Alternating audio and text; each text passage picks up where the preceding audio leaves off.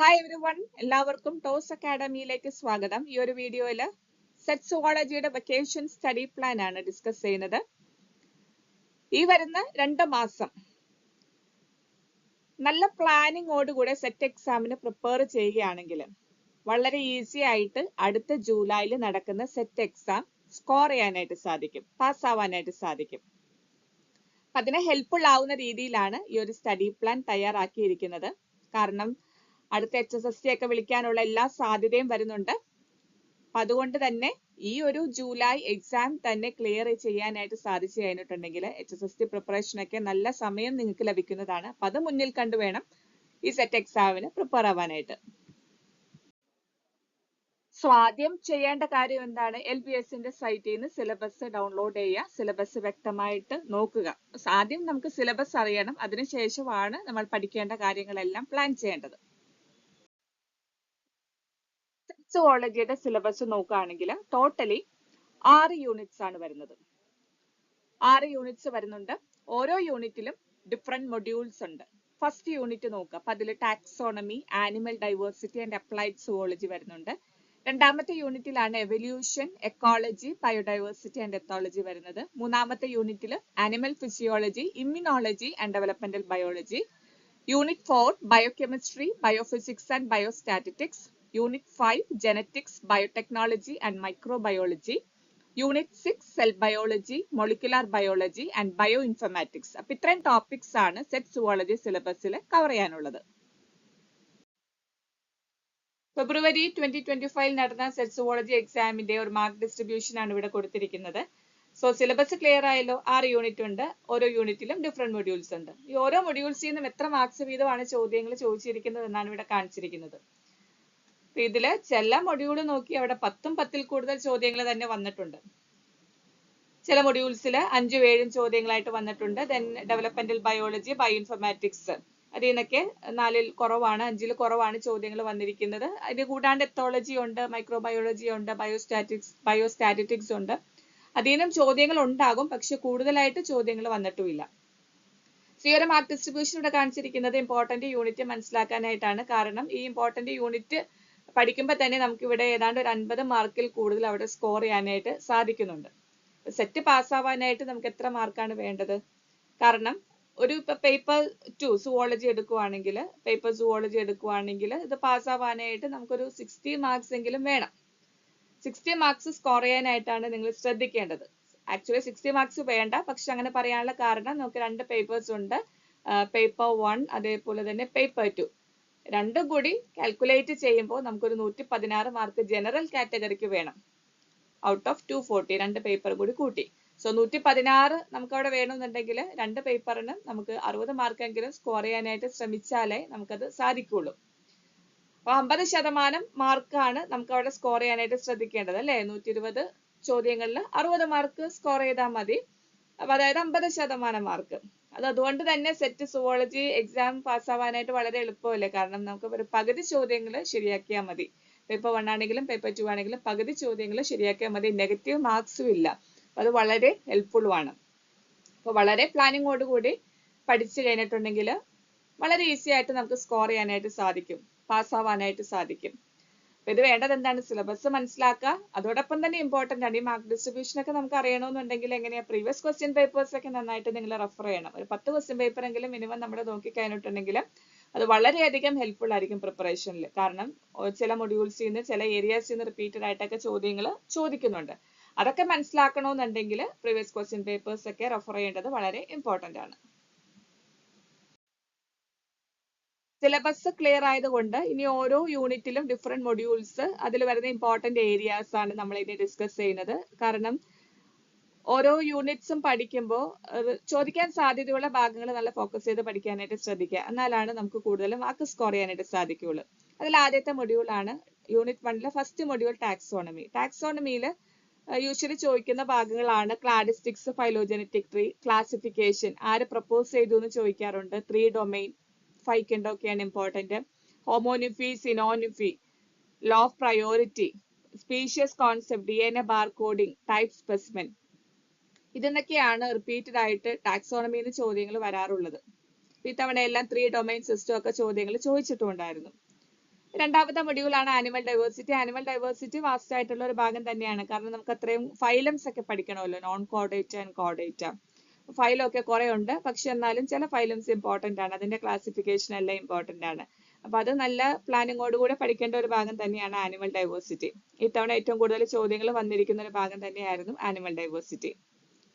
അടുത്ത module applied zoology ആണ്. Applied സുവോളജിയിൽ mainly pest, like coconut pest അല്ലെങ്കിൽ സ്റ്റോർഡ് ഗ്രെയിൻ്റെ പെസ്റ്റ്, അങ്ങനെയുള്ള പെസ്റ്റിന്റെ പേരുകളാണ് സയന്റിഫിക് നെയിം ആയിട്ട് തന്നെ പഠിക്കാനായിട്ട് ശ്രദ്ധിക്കണം, അത് ഇമ്പോർട്ടന്റ് ആണ്. അങ്ങനെയുള്ള ഭാഗമാണ് അപ്ലൈഡ് സുവോളജി എന്ന് ചോദിക്കാറുള്ളത്. രണ്ടാമത്തെ യൂണിറ്റിൽ വരുന്നത് evolution, ecology, biodiversity and ethology. വളരെ ഇമ്പോർട്ടന്റ് ആയിട്ടുള്ള ഒരു യൂണിറ്റ് ആണ്. എക്കോളജി എന്നൊക്കെ കൂടുതൽ ചോദ്യങ്ങൾ ചോദിക്കാറുള്ളതാണ്. എവല്യൂഷനില് നോർമലി ചോദിക്കാറുള്ള ഭാഗമാണ്. തിയറീസ് ഇമ്പോർട്ടന്റ് ആണ്. Origin of life, Urey Miller experiment, then genetic drift, bottle neck, punctuated equilibrium, convergent divergent evolution, Hardy Weinberg equilibrium. Hardy Weinberg theoretical മാത്രമല്ല, അതിന് പ്രോബ്ലംസ് ചോദിക്കാറുണ്ട്. ദെൻ അടുത്തത് എക്കോളജി ആണ്. എക്കോളജിയിൽ നൈട്രജൻ സൈക്കിൾ ഇമ്പോർട്ടന്റ് ആണ്. എക്കോളജിന്ന് പല രീതിയിലും ചോദ്യങ്ങൾ വരാം. Ecological പിറമിഡ്സ്, food chain, food web, ecological succession, animal interaction. Animal interaction എന്ന് പറയുമ്പോൾ മ്യൂച്വലിസം, കമൻസാലിസം, അങ്ങനെയുള്ള ടോപ്പിക്സ് ആണ്. Then pollution. പൊല്യൂഷൻ എന്ന ഒറ്റ വേർഡ് ഉണ്ട്, പക്ഷെ അതൊരു വലിയൊരു ടോപ്പിക് തന്നെയാണ്. ഡിഫറെന്റ് പൊല്യൂഷൻസ് ഉണ്ട്. പൊല്യൂഷൻ കോസിങ് ഏജൻസ് വരുന്നുണ്ട്. എൻവയോൺമെന്റൽ issues like ozone depletion, green house, global warming, എൻവയോൺമെന്റൽ conventions. So എൻവയോൺമെന്റൽ issues relate ചെയ്തിട്ട് എപ്പോഴും ചോദ്യങ്ങൾ റിപ്പീറ്റഡ് ആയിട്ട് വരുന്ന ഒരു ഭാഗം തന്നെയാണ്. ബയോഡൈവേഴ്സിറ്റി വരുന്നുണ്ട്. Levels of biodiversity, in situ, ex situ, conservation. മറ്റൊരു ഭാഗം അനിമൽ ബിഹേവിയർ, ലൈക്ക് എത്തോളജി. എത്തോളജിയിൽ ലേണിംഗ് വളരെ ഇമ്പോർട്ടന്റ് ആണ്. ലേണിംഗ് എന്നാണ് റിപ്പീറ്റഡ് ആയിട്ട് ചോദ്യം വരുന്നതാണ്. Then migration of birds and fishes. Birds and fishes migration വരുന്നുണ്ടെങ്കിലും അതിൽ ഇമ്പോർട്ടന്റ് ആയിട്ടുള്ള ഭാഗം എന്ന് പറയുന്നത് മൈഗ്രേഷൻ ഓഫ് ഫിഷസ് തന്നെയാണ്. മൂന്നാമത്തെ യൂണിറ്റ് അതിൽ വരുന്ന ഫസ്റ്റ് മൊഡ്യൂളിൽ വരുന്നത് ആനിമൽ ഫിസിയോളജി ആണ്. ആനിമൽ ഫിസിയോളജിയിൽ നിന്ന് എപ്പോഴും കൂടുതൽ ചോദ്യങ്ങൾ വരുന്ന ഒരു ഭാഗം തന്നെയാണ്. അതിലെ nutrition, respiration, circulation, excretion, muscle physiology, nervous system, അതേപോലെ സെൻസ് ഓർഗൻ വരുന്നുണ്ട്, എൻഡോക്രൈനോളജി വരുന്നുണ്ട്, റീപ്രൊഡക്റ്റീവ് ഫിസിയോളജി വരുന്നുണ്ട്. അത്രയും ടോപ്പിക്സ് ആണ് ആനിമൽ ഫിസിയോളജിയിൽ പഠിക്കാനുള്ളത്. അതിൽ തന്നെ ന്യൂട്രീഷൻ എന്ന് പറയുമ്പോൾ നമുക്ക് ഡൈജസ്റ്റീവ് ഗ്ലാൻഡ്സ്, ഡൈജസ്റ്റിന് ഹെൽപ്പ് ചെയ്യുന്ന എൻസൈംസ്, അതൊക്കെയാണ് വരാൻ സാധ്യതയുള്ളത്. റെസ്പിറേഷൻ, അതിൽ തന്നെ transport of oxygen and carbon dioxide. Carbon dioxide transport important ആണ്. Bohr effect, chloride shift. Circulation, circulatory സിസ്റ്റത്തിൽ ഹാർട്ടിന്റെ സ്ട്രക്ചർ, അതിന്റെ കോണ്ടക്ടിങ് സിസ്റ്റം, ബ്ലഡിന്റെ കോമ്പോസിഷൻ, ലിംഫാറ്റിക് സിസ്റ്റം. എക്സ്ക്രീഷൻ പറയുകയാണെങ്കിൽ patterns of nitrogen excretion, ultra structure of nephron. നെഫ്രോണിന്റെ structure detailed ആയിട്ട് പഠിക്കണം. Mechanism of urine formation. Then muscle physiology. Muscle ഫിസിയോളജിയിൽ skeletal muscle structure വരാറുണ്ട്. സാർക്കോമിയർ, അങ്ങനെയുള്ള ടോപ്പിക്സ് ഒക്കെ റിപ്പീറ്റഡ് ആയിട്ട് ചോദിക്കാറുള്ളതാണ്. നെർവസ് സിസ്റ്റത്തിലെ ന്യൂറോണിന്റെ structure, then generation and transmission of nerve impulse, അത് വളരെ ഇമ്പോർട്ടന്റ് ആണ്. Synapse, then neurotransmitters. Animal physiology തന്നെ വരുന്ന ഒരു ഇമ്പോർട്ടന്റ് ടോപ്പിക് എൻഡോക്രൈനോളജി ആണ്. ഹോർമോൺ റിലേറ്റഡ് ചോദ്യങ്ങൾ, അതിന്റെ ഡിസോർഡേഴ്സ് റിപ്പീറ്റഡ് ആയിട്ട് വരാറുള്ളതാണ്. ദെൻ സെൻസ് ഓർഗൻസ് മറ്റൊരു ടോപ്പിക്. Reproductive physiology. റീപ്രൊഡക്റ്റീവ് ഫിസിയോളജിയിൽ male, female reproductive organ, menstrual cycle, then hormonal control of reproduction, like placenta secrete ചെയ്യുന്ന ഹോർമോൺസ് ഏതൊക്കെയാണ്, ലാക്ടേഷന് ഹെൽപ്പ് ചെയ്യുന്ന ഹോർമോൺ, പാച്ചുറേഷന് ഹെൽപ്പ് ചെയ്യുന്ന ഹോർമോൺസ്, അങ്ങനെയൊക്കെ ചോദ്യങ്ങൾ വരാറുള്ളതാണ്. ദെൻ രണ്ടാമത്തെ മൊഡ്യൂൾ ഇമ്മ്യൂണോളജി ആണ്. ഇമ്മ്യൂണോളജിയിൽ ഇമ്മ്യൂണിറ്റിയുടെ types, cells and organs, MHC, hypersensitivity, then types of immunoglobulin, ഇങ്ങനെയുള്ള ഭാഗങ്ങളിൽ നിന്നാണ് കൂടുതൽ ചോദ്യങ്ങൾ വരാറുള്ളത്. അതേപോലെ തന്നെ ഇമ്മ്യൂണോ ഡെഫിഷ്യൻസി ഡിസീസ്, അങ്ങനെയുള്ള ടോപ്പിക്സ് ഒക്കെ വരാറുണ്ട്. MHC പോലെയുള്ള ടോപ്പിക്സ് ഒക്കെ വളരെ ഇമ്പോർട്ടന്റ് ആണ്. എല്ലാ ചോദ്യ പേപ്പറിലും തന്നെ MHC റിലേറ്റഡ് ചോദ്യം വരാറുണ്ട്. ദെൻ ചെറിയ ടോപ്പിക്സ് ആണ്, ലൈക്ക് എപ്പിടോപ്പ്, പാരാടോപ്പ്, ഹാപ്റ്റൻസ് ഒക്കെ പറയുന്നത് ചെറിയ ചെറിയ ഡെഫിനിഷൻസ് ആണ്. അപ്പൊ അതൊക്കെ മനസ്സിലാക്കി കഴിഞ്ഞിട്ടുണ്ടെങ്കിൽ ഈസി ആയിട്ട് നമുക്കൊരു മാർക്ക് അവിടെ സ്കോർ ചെയ്യാം. സോ ഇമ്മ്യൂണോളജിയും നമുക്കൊരു 5-6 ചോദ്യങ്ങൾ എക്സ്പെക്ട് ചെയ്യാവുന്ന ഒരു മൊഡ്യൂൾ തന്നെയാണ്. മൂന്നാമത്തെ മൊഡ്യൂൾ ഡെവലപ്മെന്റൽ ബയോളജി ആണ്. ഡെവലപ്മെന്റൽ ബയോളജിയിൽ ആദ്യമേ തന്നെ എഗ്സിന്റെ types, then gametogenesis, gametogenesis basic ആയിട്ടുള്ള കാര്യം മുതൽ തന്നെ പഠിക്കണം. സ്പെർമാറ്റോജനസിസ്, സൂജനസിസ്, എക്സിന്റെ ടൈപ്പ്, ഫെർട്ടിലൈസേഷൻ ഇവന്റ്സ് ഒക്കെ ഇമ്പോർട്ടന്റ് ആണ്. Cleavage, blastula, gastrula, fate map. Cleavage, blastula, gastrula അതിന്റെ എക്സാമ്പിൾസും ഡിഫറെന്റ് ടൈപ്സ് ഒക്കെ നോക്കേണ്ടതാണ്. ദെൻ അടുത്തൊരു ഇമ്പോർട്ടന്റ് ഭാഗം എന്ന് പറയാവുന്നത് ന്യൂക്യൂബ് സെന്റർ. ന്യൂക്യൂബ് സെന്റർ ഒക്കെ റിപ്പീറ്റഡ് ആയിട്ട് വരുന്നൊരു ഭാഗമാണ്. ന്യൂക്യൂബ് സെന്റർ, ഓർഗനൈസർ തുടങ്ങിയ topics. Different types of placenta important ആണ്. ലേറ്റസ്റ്റ് ക്വസ്റ്റ്യൻ പേപ്പേഴ്സിലൊക്കെ പ്ലാസന്റൽ ടൈപ്സ് ചോദ്യം വരാറുള്ളതാണ്. ദെൻ പാർത്തനോജനസിസ്, അതേപോലെ തന്നെ ക്ലോണിംഗ് ഇമ്പോർട്ടന്റ് ആണ്.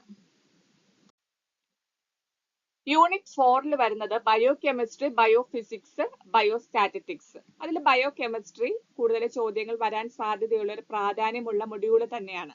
ബയോകെമിസ്ട്രിയിൽ പഠിക്കാനുള്ള കാര്യം എന്തൊക്കെയാണ്? കാർബോഹൈഡ്രേറ്റ്സ് വരുന്നുണ്ട്, ലിപ്പിഡ്സ് വരുന്നുണ്ട്, പ്രോട്ടീൻസ് വരുന്നുണ്ട്. ഇതിന്റെ സ്ട്രക്ചർ ഇമ്പോർട്ടന്റ് ആണ്. അതേപോലെ തന്നെ കാർബോഹൈഡ്രേറ്റ്സിന്റെ metabolism, glycolysis, Krebs cycle, electron transport chain, pentose phosphate, gluconeogenesis, glycogenolysis, ഗ്ലൈക്കോജനസിസ്.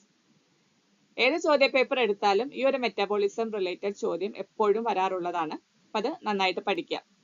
Then lipid എടുത്ത് കഴിഞ്ഞിട്ടുണ്ടെങ്കിൽ ബീറ്റ ഓക്സിഡേഷൻ ഇമ്പോർട്ടന്റ് ആണ്. Beta oxidation of fatty acid, പ്രോട്ടീന്റെ structure, Ramachandran plot, urea cycle, then വൈറ്റമിൻസും എൻസൈംസ് റിലേറ്റഡ് ചോദ്യങ്ങളും സ്ഥിരമായിട്ട് വരുന്നതാണ്.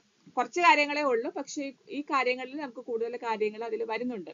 Structure of carbohydrates, lipids and proteins, 3 സ്ട്രക്ചറും പറഞ്ഞെങ്കിലും structure of carbohydrate ആണ് കൂടുതൽ ഇമ്പോർട്ടന്റ് ആയിട്ട് വരുന്നത്. മെറ്റബോളിസം ഓഫ് കാർബോഹൈഡ്രേറ്റ് ഇമ്പോർട്ടന്റ് ആണ്. Beta oxidation of fatty acid important ആണ്. വൈറ്റമിൻസും എൻസൈംസും ചെറിയ ടോപ്പിക്സ് ആണ്, പക്ഷെ അതിൽ നിന്ന് എപ്പോഴും ചോദ്യം വരാറുള്ളതാണ്. സോ ബയോകെമിസ്ട്രി ഒരു ഇമ്പോർട്ടന്റ് യൂണിറ്റ് തന്നെയാണ്. ഇനി യൂണിറ്റ് 4 വരുന്ന രണ്ടാമത്തെ മൊഡ്യൂൾ ബയോഫിസിക്സ് ആണ്. ബയോഫിസിക്സ് യൂഷ്വലി ചോദ്യം വരുന്നത് മൈക്രോസ്കോപ്പി റിലേറ്റഡ് ചോദ്യമായിരിക്കും. ഡിഫറെന്റ് ടൈപ്സ് ഓഫ് മൈക്രോസ്കോപ്പ് പഠിക്കാനുണ്ട്. അപ്പൊ അതിൽ തന്നെ ഫേസ് കോൺട്രാസ്റ്റ്, അതേപോലെ തന്നെ ഫ്ലൂറസെന്റ്, ഇലക്ട്രോൺ മൈക്രോസ്കോപ്സ്, ഇതൊക്കെയാണ് യൂഷ്വലി ചോദിക്കാറുള്ളത്. ഡീറ്റെയിൽഡ് ആയിട്ട് പഠിക്കുക. പിന്നെ ഉള്ളതാണ് ക്രോമാറ്റോഗ്രഫി. ക്രോമാറ്റോഗ്രഫിയിൽ HPLC ഇമ്പോർട്ടന്റ് ആണ്. ഇലക്ട്രോഫോറസിസിൽ SDS പേജ് ഇമ്പോർട്ടന്റ് ആണ്. ദെൻ മറ്റുള്ള കുറച്ച് കാര്യങ്ങൾ RIA, ELISA, ECG, EEG, MRI, CT, PET ഇങ്ങനെയുള്ള കാര്യങ്ങൾ നോക്കുക. ബയോഫിസിക്സിന് നോർമലി ചോദിക്കാറുള്ള കാര്യം ഒന്നുകൂടി പറയാം, മൈക്രോസ്കോപ്പി റിലേറ്റഡ് ചോദ്യം വരാറുണ്ട്. HPLC, SDS പേജ് ഒക്കെ റിപ്പീറ്റഡ് ആയിട്ട് ചോദിച്ചിട്ടുള്ളതാണ്. Module 3 biostatistics. ബയോസ്റ്റാറ്റിസ്റ്റിക്സിന് പ്രോബ്ലം റിലേറ്റഡ് ചോദ്യങ്ങൾ വരാറുണ്ട്. 1 മാർക്കിന്റെ ക്വസ്റ്റ്യൻ ആയതുകൊണ്ട് തന്നെ അങ്ങനെയുള്ള സിമ്പിൾ ആയിട്ടുള്ള എന്തെങ്കിലും പ്രോബ്ലംസ് ആയിരിക്കും ചോദിക്കാറുള്ളത്. യൂഷ്വലി മീൻ, മീഡിയൻ, മോഡ് അതാണ് കൂടുതലായിട്ടും ചോദിച്ചു കാണാറുള്ളത്. മീൻ, മീഡിയൻ, മോഡ് മാത്രമല്ല സ്റ്റാൻഡേർഡ് ഡീവിയേഷൻ, സ്റ്റാൻഡേർഡ് എറർ തുടങ്ങിയ ഭാഗങ്ങളിൽ നിന്ന് പ്രോബ്ലംസ് വരാറുണ്ട്. ബാക്കിയെല്ലാം തിയററ്റിക്കൽ ആയിട്ടുള്ള ചോദ്യങ്ങളാണ് വരാറുള്ളത്. Normal, binomial, Poisson distribution, correlation, regression, chi square test. ഇനി അടുത്ത യൂണിറ്റ് നോക്കാം. 5ാമത്തെ യൂണിറ്റിൽ വരുന്ന ഫസ്റ്റ് മൊഡ്യൂളിൽ തന്നെ വരുന്നത് ജെനറ്റിക്സ് ആണ്. ജെനറ്റിക്സിൽ നിന്നും കൂടുതൽ ചോദ്യങ്ങൾ വരുന്നതാണ്. ഈ തവണ ജെനറ്റിക്സിന് വളരെ സിമ്പിൾ ആയിട്ടുള്ള ചോദ്യങ്ങളാണ്, ബേസിക് ക്വസ്റ്റ്യൻസ് ആണ് ചോദിച്ചിട്ടുള്ളത്. സോ ജെനറ്റിക്സ് സിലബസ് ഒന്ന് കവർ ചെയ്യാനായിട്ട് എല്ലാവർക്കും വളരെ എളുപ്പം തന്നെയാണ്. ജെനറ്റിക്സിൽ നിന്നും പ്രോബ്ലം വരാറുണ്ട് കേട്ടോ. അപ്പൊ പ്രീവിയസ് ക്വസ്റ്റ്യൻ പേപ്പേഴ്സ് ഒക്കെ നോക്കിയിട്ടുണ്ടെങ്കിൽ ഏതൊക്കെയാണ് പ്രോബ്ലംസ് ഉള്ളത്, വളരെ ഈസി ആയിട്ട് നമുക്ക് കിട്ടുന്ന പ്രോബ്ലംസ് തന്നെയാണ് അതിൽ നിന്ന് വരാറുണ്ട്. സോ ജെനറ്റിക്സ് ഈസി ആയിട്ട് നമുക്ക് സിലബസ് കവർ ചെയ്യാൻ സാധിക്കുന്ന ഒരു മൊഡ്യൂൾ തന്നെയാണ്. നല്ല രീതിയിൽ 10 ചോദ്യങ്ങളോളം നമുക്ക് ഈസി ആയിട്ട് 10 മാർക്സ് ഈസി ആയിട്ട് സ്കോർ ചെയ്യാൻ സാധിക്കുന്ന ഒരു ഭാഗം തന്നെയാണ് genetics. ജെനറ്റിക്സിൽ allelic, non allelic interactions വരാറുണ്ട്.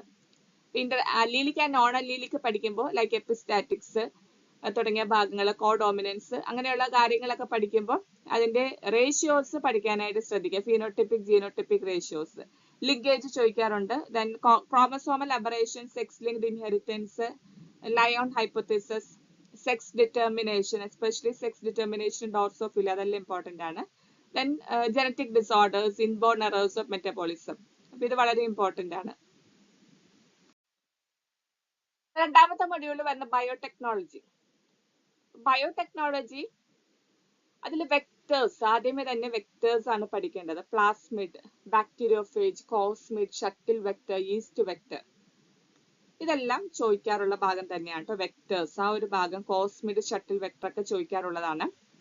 പിന്നെ അടുത്തത് molecular markers RFLP, RAPD, AFLP, VNTR. അതെല്ലാം ഇമ്പോർട്ടന്റ് ആണ്. പിന്നെ ഉള്ളൊരു ഭാഗം പറയാം, DNA ഫിംഗർ പ്രിന്റിംഗ് വളരെ ഇമ്പോർട്ടന്റ് ആണ്. DNA സീക്വൻസിങ് എന്ന് പറയുമ്പോൾ രണ്ട് മെത്തേഡ്, കെമിക്കൽ മെത്തേഡും അതേപോലെ തന്നെ സാങ്കേഴ്സ് മെത്തേഡും. ആ രണ്ട് മെത്തേഡ് ഏതാണെന്നുള്ള മാത്രം പേര് മാത്രം നോക്കിയാൽ മതി. Then genomic library, cDNA library തുടങ്ങിയ ടോപ്പിക്സ് വരുന്നുണ്ട്. പിന്നെ മറ്റൊന്നുള്ളത് ജീൻ ക്ലോണിംഗ്, ദെൻ ആംപ്ലിഫിക്കേഷൻ, അതായത് PCR പോളിമറൈസ് ചെയിൻ റിയാക്ഷൻ, അത് വളരെ ഇമ്പോർട്ടന്റ് ആണ്. ദെൻ ബയോടെക്നോളജിയിലൊക്കെ നമ്മൾ കൂടുതലായിട്ട് യൂസ് ചെയ്യുന്ന കുറെ ടൂൾസ് ഉണ്ട്, ലൈക്ക് റെസ്ട്രിക്ഷൻ എൻസൈംസ്, ലിഗേസ്, അങ്ങനെയുള്ള അത് വളരെ സിമ്പിൾ ആയിട്ടുള്ള ചോദ്യങ്ങൾ തന്നെയായിരിക്കും വരുന്നത്. Blotting techniques like southern blotting, western blotting, northern blotting. അപ്പൊ അതിന്റെ എല്ലാം എന്തിനു വേണ്ടിയിട്ടാണ് ബ്ലോട്ടിംഗ് ടെക്നിക്സ്, എന്തിന്റെ എക്സ്ട്രാക്ഷന് വേണ്ടിയിട്ട് യൂസ് ചെയ്യുന്നു, അതിന്റെ എല്ലാം പ്രൊസീജിയേഴ്സ്. അപ്പൊ ഇത് വളരെ ഈസി ആയിട്ട് നമുക്ക് പഠിക്കാൻ സാധിക്കുന്ന ഒരു ഭാഗം തന്നെയാണ്. കാരണം അധികം കോണ്ടന്റ് ബയോടെക്നോളജിയിൽ വരുന്നില്ല, ഇത്രയും കാര്യങ്ങൾ മാത്രമേ ഉള്ളൂ. അപ്പൊ അത് പഠിച്ചു കഴിഞ്ഞിട്ടുണ്ടെങ്കിൽ തീർച്ചയായിട്ടും ഒരു 5ഓളം ചോദ്യങ്ങൾ നമുക്ക് ഈസി ആയിട്ട് സ്കോർ ചെയ്യാനായിട്ട് സാധിക്കും. വരുന്നത് മൈക്രോബയോളജി ആണ്. മൈക്രോബയോളജിയിൽ ബാക്ടീരിയയുടെ സ്ട്രക്ചർ പഠിക്കുക. ബാക്ടീരിയയുടെ സ്ട്രക്ചർ എന്ന് പറയുമ്പോൾ gram positive and gram negative bacteria, അതാണ് കൂടുതലായിട്ടും മൈക്രോബയോളജിയിൽ നിന്ന് ചോദിച്ചു കണ്ടിരിക്കുന്ന ഒരു ഭാഗം എന്ന് പറയുന്നത്. അതുമായിട്ട് റിലേറ്റ് ചെയ്ത് തന്നെ ഗ്രാം സ്റ്റെയിനിങ് പ്രൊസീജിയേഴ്സ് നോക്കാം. ഇനി നമ്മുടെ അവസാനത്തെ യൂണിറ്റ് ആണ് unit 6, cell biology, molecular biology and bio informatics. Already പറഞ്ഞു, സെൽ ബയോളജി വളരെ ഇമ്പോർട്ടന്റ് ആയിട്ടുള്ള ഒരു മൊഡ്യൂളാണ്. സെൽ ബയോളജിയിൽ ആദ്യമേ തന്നെ പഠിക്കേണ്ടത് സെല്ലിന്റെ സ്ട്രക്ചർ, അതായത് പ്ലാസ്മ മെംബ്രെയിന്റെ സ്ട്രക്ചർ ഇമ്പോർട്ടന്റ് ആണ്. ദെൻ സെൽ ഓർഗനൽസ് ഒക്കെ നോക്കാം, മെയിൻലി റൈബോസോം, മൈറ്റോകോൺട്രിയ, അത് വളരെ ഇമ്പോർട്ടന്റ് ആണ്. Then gap junctions, plasmodesmata type junctions, അങ്ങനെയുള്ള ഭാഗങ്ങൾ വരുന്നുണ്ട്. Then mitosis and meiosis, cell division, അത് വളരെ ചെറുതായിട്ട് മൈറ്റോസിസ് ആൻഡ് മിയോസിസ് എന്ന് പറഞ്ഞെങ്കിലും അത് ഡീറ്റെയിൽഡ് ആയിട്ട് തന്നെ മൈറ്റോസിസും മിയോസിസും അതിന്റെ റെഗുലേഷനും പഠിക്കാനായിട്ട് ശ്രദ്ധിക്കുക. സെൽ സിഗ്നലിംഗ് വളരെ ഇമ്പോർട്ടന്റ് ആണ്. സെൽ സിഗ്നലിംഗ് പാത്വേസ്, അതിൽ വരുന്ന സെക്കൻഡ് മെസ്സഞ്ചേഴ്സ്, ന്യൂക്ലിയോസോം മോഡൽ, ഇത്രയും കാര്യങ്ങളാണ് ഇമ്പോർട്ടന്റ് ആയിട്ട് സൈറ്റോളജിയിൽ വരുന്നത്. അപ്പൊ അത് വളരെ ഈസി ആയിട്ട് പഠിക്കാൻ സാധിക്കുന്ന ഒരു ഭാഗം തന്നെയാണ്. Especially cell division, mitosis and meiosis, cell signalling തുടങ്ങിയ ടോപ്പിക്സ് ഒക്കെ എല്ലാ ക്വസ്റ്റ്യൻ പേപ്പറിലും തന്നെ വരുന്ന ഭാഗങ്ങൾ തന്നെയാണ്. നെക്സ്റ്റ് മൊഡ്യൂളിൽ വരുന്ന മോളിക്കുലർ ബയോളജി. മോളിക്കുലർ ബയോളജിയിൽ 3 കാര്യങ്ങളാണ് പഠിക്കാനുള്ളത്: റെപ്ലിക്കേഷൻ, ട്രാൻസ്ക്രിപ്ഷൻ, ട്രാൻസ്ലേഷൻ. അത് പ്രോകാരിയോട്സ് ആൻഡ് യൂകാരിയോട്സ് രണ്ടിലും പഠിക്കാനുണ്ട്. അപ്പൊ ഇതെല്ലാം പഠിക്കുമ്പോൾ മെയിൻ ആയിട്ട് പഠിക്കേണ്ട കാര്യം ബേസിക് ആയിട്ട് എന്തൊക്കെയാണ് നമുക്ക് അവിടെ ആവശ്യമായിട്ടുള്ളത്. ഇപ്പൊ റെപ്ലിക്കേഷൻ, ട്രാൻസ്ക്രിപ്ഷൻ, ട്രാൻസ്ലേഷന് ഹെൽപ്പ് ചെയ്യുന്ന ബേസിക് അതിന്റെ എൻസൈംസ്, എന്തൊക്കെ സബ്സ്ട്രേറ്റ്സ് ആണ് അവിടെ ആവശ്യമുള്ളത്, അങ്ങനെയുള്ള കാര്യങ്ങളൊക്കെ ആദ്യം പഠിക്കുക. ദെൻ അതിന്റെ സ്റ്റാർട്ടിങ്ങും ഇലോങ്ങേഷനും അതേപോലെ തന്നെ ടെർമിനേഷനും അതെല്ലാം നോക്കുക. ദെൻ ജനറ്റിക് കോഡ്, വളരെ ഇമ്പോർട്ടന്റ് ആയിട്ടുള്ള ഒരു ഭാഗം തന്നെയാണ് ജനറ്റിക് കോഡ് എന്ന് പറയുന്നത്. Types of DNA and RNA, അതിൽ തന്നെ tRNA ഇമ്പോർട്ടന്റ് ആണ്. ദെൻ പ്രൊമോട്ടേഴ്സ് ചോദ്യങ്ങൾ വരാറുള്ളതാണ്. ലാക്കോപ്രോൺ വളരെ ഇമ്പോർട്ടന്റ്. siRNA, miRNA, ഇത്രയും കാര്യങ്ങളാണ് റിപ്പീറ്റഡ് ആയിട്ട് ചോദിക്കുന്ന ഭാഗങ്ങളാണ് കൊടുത്തിരിക്കുന്നത് മോളിക്കുലാർ ബയോളജിയിൽ നിന്ന്. എസ്പെഷ്യലി എൻസൈം റിലേറ്റഡ് ചോദ്യങ്ങളൊക്കെ പലതവണയായിട്ട് വരുന്നതാണ്. ലാസ്റ്റ് യൂണിറ്റ് 6 തന്നെ വരുന്ന 3ാമത്തെ മൊഡ്യൂൾ ബയോ ഇൻഫോർമാറ്റിക്സ് ആണ്. ബയോ ഇൻഫോർമാറ്റിക്സിൽ പഠിക്കാനുള്ളത് ഡാറ്റാബേസസ് ആണ്. ന്യൂക്ലിയോടൈഡ് സീക്വൻസ് ഡാറ്റാബേസസ്, പ്രോട്ടീൻ, അതിന്റെ എക്സാമ്പിൾസ് നോക്കാം. ജീനോമിക്സ്, പ്രോട്ടിയോമിക്സ്, ബ്ലാസ്റ്റ് തുടങ്ങിയ ഭാഗങ്ങളൊക്കെ തന്നെയാണ് റിപ്പീറ്റഡ് ആയിട്ട് വരുന്നത്. സോ ബയോ ഇൻഫോർമാറ്റിക്സിൽ നിന്നും കുറച്ച് കാര്യങ്ങളെ പഠിക്കാനുള്ളൂ, ബയോസ്റ്റാറ്റിറ്റിക്സ് ഒക്കെ പോലെ. അപ്പൊ അതേപോലെ അതുകൊണ്ട് തന്നെ നമുക്ക് അത്രയും ചോദ്യങ്ങളൊന്നും നമുക്ക് പ്രതീക്ഷിക്കേണ്ട കാര്യമില്ല. 3-4 ചോദ്യങ്ങളൊക്കെ മാക്സിമം പോയാൽ വരുള്ളൂ. അപ്പോൾ അത് പഠിക്കാനായിട്ട് വളരെ ഈസി ആയിട്ടുള്ള കാര്യം, ബയോ ഇൻഫോർമാറ്റിക്സിന് ചോദ്യങ്ങൾ എപ്പോഴും റിപ്പീറ്റഡ് ആയിട്ട് കാണുന്ന ഒരു കാര്യം തന്നെയാണ്. പ്രീവിയസ് ക്വസ്റ്റ്യൻ പേപ്പേഴ്സ് ഒക്കെ നോക്കി ഒരു 5-6 ക്വസ്റ്റ്യൻ പേപ്പേഴ്സ് ഒക്കെ പഠിച്ചു കഴിയുമ്പോൾ തന്നെ ഈസി ആയിട്ട് നമുക്ക് ബയോ ഇൻഫോർമാറ്റിക്സ് സ്കോർ ചെയ്യാനുള്ള കാര്യങ്ങൾ ക്വസ്റ്റ്യൻ പേപ്പേഴ്സിന് തന്നെ ലഭിക്കുന്നതാണ്. ബയോ ഇൻഫോർമാറ്റിക്സ് വളരെ ഈസി ആയിട്ട് സ്കോർ ചെയ്യാനും പറ്റും. മെയിൻലി ക്വസ്റ്റ്യൻ പേപ്പേഴ്സ് നോക്കി പഠിച്ചാൽ മതി. ഇത്രയാണ് നമ്മുടെ 6 യൂണിറ്റ്സ് വരുന്നത്. ഈ 6 യൂണിറ്റ്സിലും ഡിഫറെന്റ് മൊഡ്യൂൾസ് അതിൽ ഇമ്പോർട്ടന്റ് ഏരിയാസ് ഒക്കെ പറഞ്ഞിട്ടുണ്ട്. അപ്പോൾ ഈ ഒരു വെക്കേഷൻ സ്റ്റഡി പ്ലാൻ നന്നായിട്ട് നിങ്ങൾ യൂട്ടിലൈസ് ചെയ്തിട്ട് പ്രധാനപ്പെട്ട ഭാഗങ്ങളെല്ലാം നന്നായിട്ട് പഠിച്ചു പോകാനായിട്ട് ശ്രദ്ധിക്കുക. എസ്പെഷ്യലി ക്വസ്റ്റ്യൻ പേപ്പേഴ്സ് ഒക്കെ റെഫർ ചെയ്യുക. നല്ലൊരു പ്ലാനിങ്ങോട് കൂടി ക്വസ്റ്റ്യൻ പേപ്പേഴ്സ് റെഫർ ചെയ്യുക എന്ന് പറയുമ്പോൾ അത് പ്രാക്ടീസ് ചെയ്യാനും കൂടിയിട്ടാണ്. കാരണം ഇതൊരു MCQ mode of question paper ആയതുകൊണ്ട് തന്നെ ക്വസ്റ്റ്യൻസ് പ്രാക്ടീസ് ചെയ്യണം. അത് വളരെ ഇമ്പോർട്ടന്റ് ആണ് നമുക്ക് മാർക്ക് സ്കോർ ചെയ്യാനായിട്ട്. അപ്പൊ ഈ പറയുന്ന കാര്യങ്ങളെല്ലാം നന്നായിട്ട് ശ്രദ്ധിച്ചു കഴിഞ്ഞിട്ടുണ്ടെങ്കിൽ അടുത്ത ജൂലൈ എക്സാം നിങ്ങൾക്ക് ഈസി ആയിട്ട് സ്കോർ ചെയ്യാനായിട്ട് സാധിക്കുന്നതാണ്. എല്ലാവരും നന്നായിട്ട് യൂട്ടിലൈസ് ചെയ്യുക. So thank you for watching the video.